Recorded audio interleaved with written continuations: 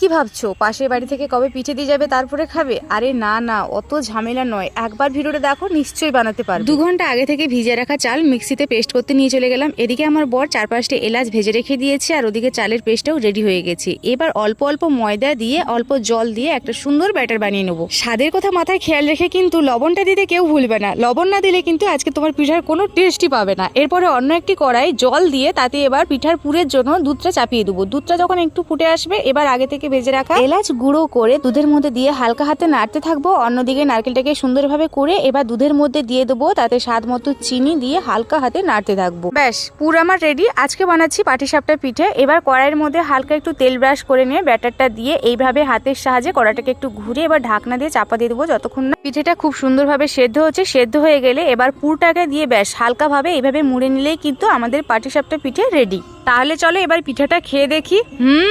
খুব সুন্দর।